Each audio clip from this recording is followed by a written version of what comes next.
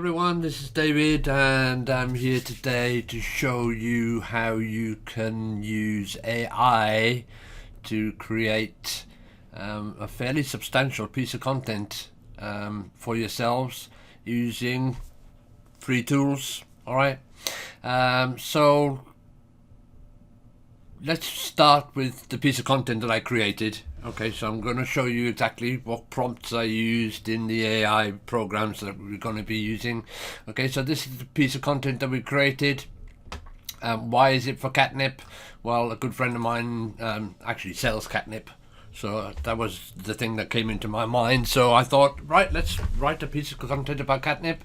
So this is actually the finished product. Okay, and you can see it is really quite substantial. Okay, it has lots and lots and lots of words in here. Let's just get rid of that. You can see it's got loads and loads of words in here. Okay, all of them are relevant to the subject, and it goes on and on and on and on all the way down the page. Okay, and if you're wondering how many words that is, let's take you into the back, and we've got 5,749 words within that piece of content. Okay, now it is all created with AI. Okay, using both Google's Bard, okay, and the free version of ChatGPT. I understand out there, you know, not everybody has got a lot of money to use pieces of. I don't know why I need to change my color form. Not everybody's got the money to go out there and get ChatGPT Pro or anything like that. So I've used entirely the free versions, and I'm going to show you exactly how we put this piece of content together. Okay, so the first place I go to is actually Google Bard.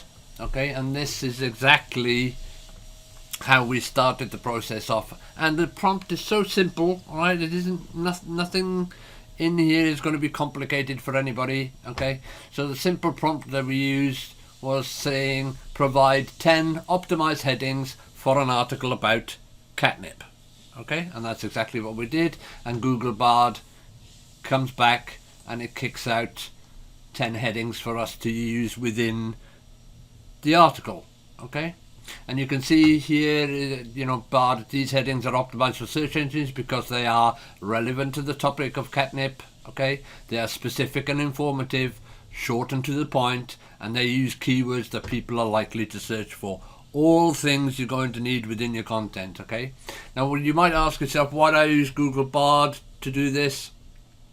I find that Google Bard does a better job of coming up with headings, titles and that kind of things than ChatGPT does. Okay, the nice thing about Google is it's up to date. Okay, it can actually go and search the internet if it needs to, unlike ChatGPT, which is kind of stuck in 2021. All right, so here we go, we've got our 10 headings. So what did I do next? Well, it's a very simple process of taking every single one of these headings bit by bit and then going across to ChatGPT.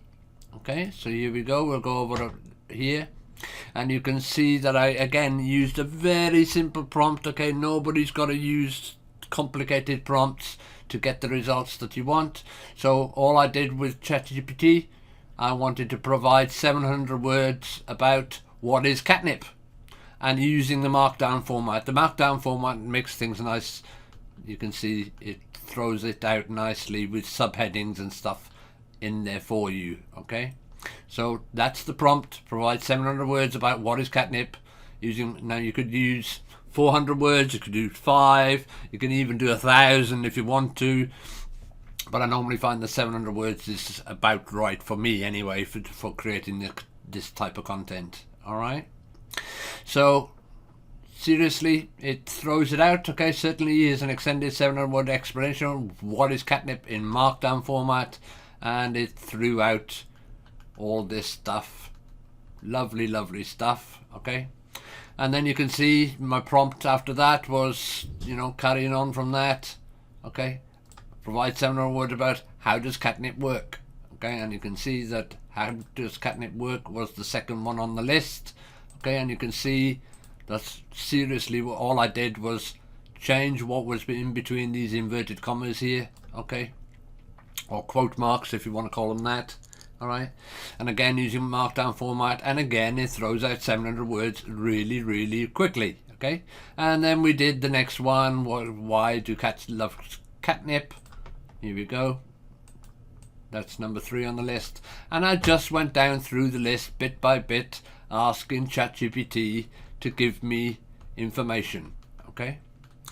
Now, once it's given you the information, you'll tend to find that at the end of every single one, okay, it will do this in conclusion part here. Okay. Now, when I'm copying this, okay, and literally all I do is take this information, but I leave that in conclusion. I don't use this in conclusion part at all, okay, because all it simply does is summarize what's above it. Okay, so all we do to copy it, okay, we leave the last paragraph, we take this, we'll run up here until we get to the top. Why do cats love catnip? Right click, copy it, take it across to your editing, and paste it in accordingly. All right, so that's what I did from top to bottom, from 1 to 10. Okay, so through each one of these I just took each one, asked it the same thing, provide 700 words about why do cats love catnip, and you can see all the prompts are down here. Okay, you can see it doesn't take very long to throw all this stuff out. Okay, and I simply went and copy and pasted each one of the sections from ChatGPT across into my editor and pasted it in. Okay, now, and I've said this many times and other people will say the same thing, okay, you don't want to simply copy and paste content into your editor, okay, and go, right, the job is done, let's throw it out there. Well, I don't recommend that at all. All right, I would say to you, you definitely need to rewrite the content bit by bit. Okay, and to do that we actually use a program called Quillbot. All right, so what we do is we take it from the editor. Okay, now we don't take big chunks of it, right? Seriously, don't take big chunks of it, because if you're going to be using the free versions, Quillbot won't allow you to process the information. Okay, if you're using the free version, I'm not. I've got the paid version, so I could do the whole lot, but what I find the best way of doing it is simply pick up a piece, okay, pick up a paragraph, copy it, go across to Quillbot, paste the text in, and then you can paraphrase it all you want. Okay, and it will rewrite it for you. All right, it will rephrase it nicely for you. And to be honest with you, here's the settings I'm using in Quillbot. I'm using the creative tab. You can use all these different tabs. I like the creative tabs, and then you have how many synonyms would you like to use. I use about 2/3 or 3/4, something like that. Okay, and get it to rephrase it for you. Then you can pick it up again simply with this little box down here on Quillbot. You can copy the full text, all right, go back to your editor, and you can paste it back in if that's what you want to do. Now, I've already done this entire thing, yes, all 5,749, and it doesn't take long, because in no time at all you're picking things up, copy, paste, all right. So if I wanted to do the next one, I'll show you how to do the next one as well, just for fun. Okay, so you pick up the next paragraph, you copy, you go to Quillbot. Okay, now Quillbot has a little thing, you paste the text in, okay, paraphrase it, okay, and like in Quillbot, this is a very simple one. Okay, to get the next piece, you go over here and it says delete all text, so you delete all text and it's ready to take the next one. Okay, so then you pick up the next one, and this happens to be 2 paragraphs long. Now in the free version, I don't think you'll be able to do more than about 125 words. Now I'm not sure how many words is here, we can check. So you can't take big chunks in the free. Well, this is exactly 125 words, so you'll take that chunk, okay, and you can paraphrase it, and away it goes, and it'll paraphrase in no time at all. You copy it, you take it back to your editor, and you simply paste it back in. Okay, so like I said, I've done all this. All right, now once it's all been rephrased and stuff, we really want to know whether this piece of content is going to pass any kind of plagiarism checkers. Okay, and to be honest with you, the only piece of software that I use to check plagiarism is Grammarly.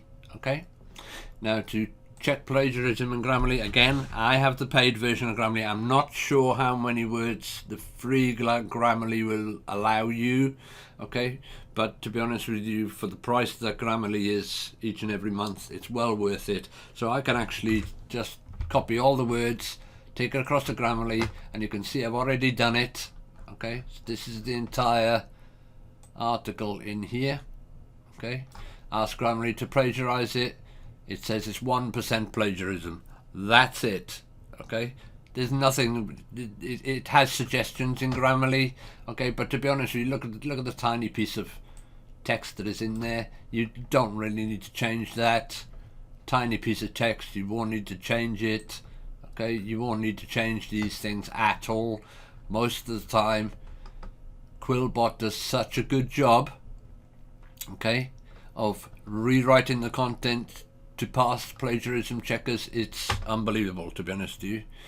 So that's the very, very simple process I've used to create a post, okay, a very large post, 5,749 words, okay, using Google Bard, okay, and the free version of ChatGPT to create a really good informative article.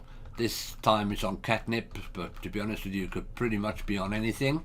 All right, but what I suggest to you all is that you experiment till your heart's content with your prompts. Okay, but to be honest with you, these kind of prompts here, very, very simple. Provide 10 optimized headings for an article about catnip. That's all the prompt you need. It'll kick it out for you quite happily.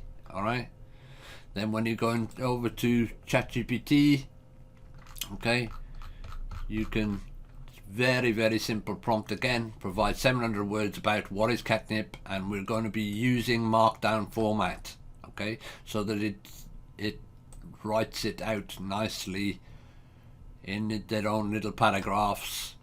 Okay, you can see here. All right, and that is pretty much that. That's how you can very, very quickly and for the least cost possible provide a really in-depth piece of content pretty much on any subject. Okay, if you need help with any of this stuff, please come and talk to me. I'm more than happy to help you out as much as possible. Okay, so let me just quickly as a last piece of thing, okay, is to show you how to get Bard. Okay, you simply go to this URL here, bard.google.com. okay, it will take you there. If you've not tried Bard before, you have to try Bard. It'll probably ask, okay, it's not supported for this account. That's absolutely fine because I'm actually in an account at the moment. Okay, but Bard will normally ask you to register with them and go ahead and use Bard for free. ChatGPT, well, if you haven't used ChatGPT yet, it's the buzzword that's out there for everybody. Okay, you can go to OpenAI blog ChatGPT and you can, try ChatGPT, and it'll allow you to go ahead and use the free version of ChatGPT. Quillbot, it does have a free version, okay, but like I said, it's rather limited. Okay, it'll only give you 125 words in the paraphraser, so it'll do pretty much a paragraph at a time. Okay, nothing wrong with that. but it's not going to cost you anything. All right, or you get the premium version, which allows you to use unlimited words. Now I've been using Quillbot for quite some time, and here's the plans that they have currently. Okay, so you can either go monthly, okay, semi-annually, or of course annually is the cheapest way of doing things, and away you go with Quillbot. All right, Grammarly is pretty much the same. I've gone with Grammarly pricing here, and you can see pretty much what they do. Okay, so you've got a free account. It'll show you all these different things that it'll let you do. Okay, 100 prompts a month. On the premium, there's 1,000 prompts a month. I am using the premium, the £10 a month version. Okay, I would seriously suggest Grammarly comes in handy for all kinds of stuff. All right, so there you go. That pretty much wraps things up. That is about as cheap as you can possibly do using the free versions of the AI programs that are out there, Bard and ChatGPT. Okay, and then you're going to need to rewrite it. How you do that, there's several different rewriters out there. As I said, I do recommend Quillbot. I'm not affiliated with them, okay, so you can go ahead and do whatever you want in Quillbot, or you can use the free version with no more than 125 words at a time. And then for plagiarism checker, I always use Grammarly. All right, there's again loads of different plagiarism checkers out there, but because I use Grammarly Pro, I can put in a big article of 6,000 words and ask it to go and check things for me. It comes back 1% plagiarism. So that's it. Okay, it's nice and simple. Using free stuff, or as free as possible, so that you can create the content that you want, so you can put it out there onto your own blogs, okay, put it out there into syndication networks like I have, okay. You could do shortened versions of things where you on social media doing it. All right, the options are endless. Okay, hope you enjoyed that little video, and I'll see you